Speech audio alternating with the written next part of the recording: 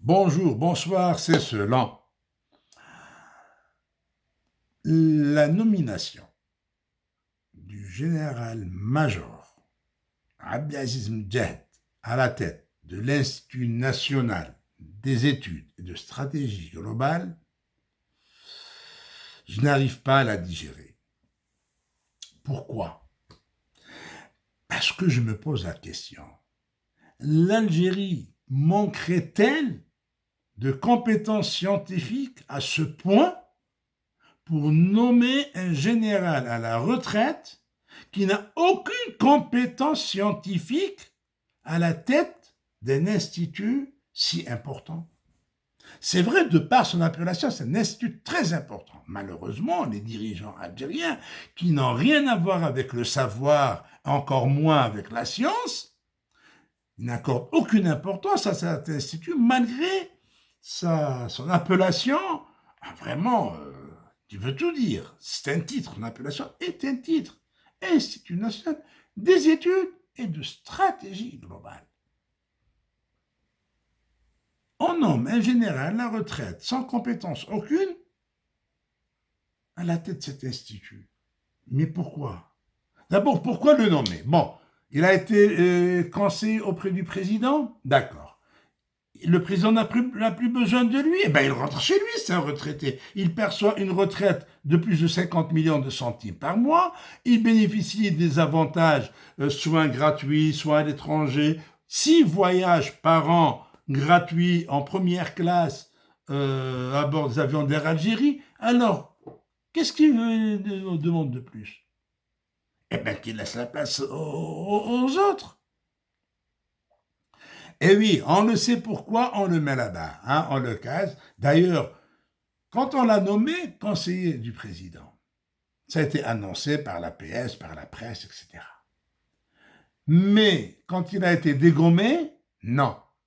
On annonce qu'il a été installé jeudi par le Premier ministre Abdelaziz Jarrad à la tête de l'INSEG.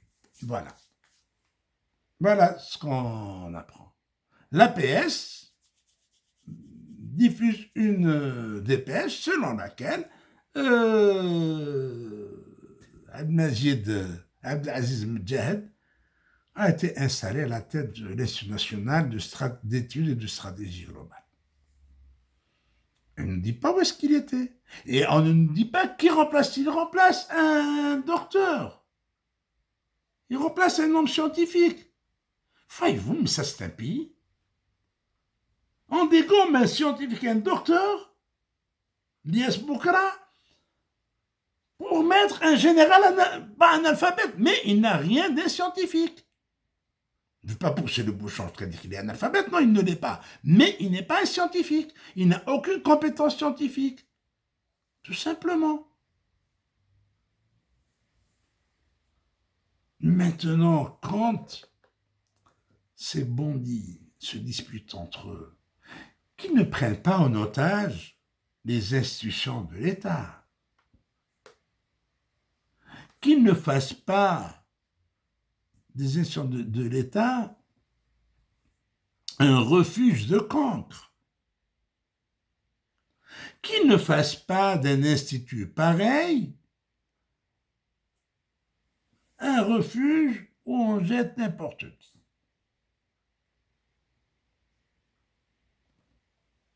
Mais non, l'Algérie ne manque pas de compétences. Quand ce monsieur est tracé, Yala, qui nous parle de 400 000 cadres et investisseurs qui sont en train de négocier le retour avec la France. Mais de toute façon, j'ai réussi à avoir ses coordonnées, ce monsieur, et je vais essayer de le joindre pour qu'il nous apporte un éclairage sur ces déclarations faites au quotidien Chorouk. Alors, il y a des compétences à l'étranger.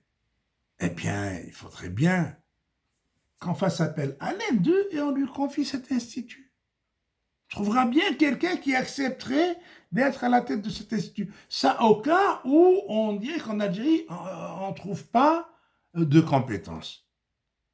Alors qu'il y en a. J'ai l'assiette. Il y en a. Ça ne manque pas. Et puis, ils sont en train de juger leur père, leur compagnon d'hier, pour dilapidation des deniers publics, pour mauvaise gestion, et eux, ils sont en train de dilapider les deniers publics. Parce que pourquoi donner une retraite, 50 millions, ou plus même, à un général-major, et on lui donne encore un salaire de directeur d'institut? Pourquoi? Il est dans le besoin, ce monsieur? Voilà comment vous gaspillez l'argent du peuple. À celui qui en a, vous lui en rajoutez, celui qui n'en a pas, eh ben vous lui enlevez encore.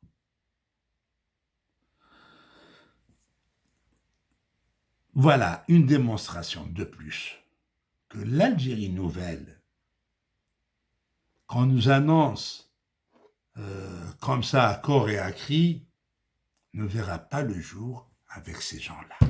Jamais. Au revoir et merci.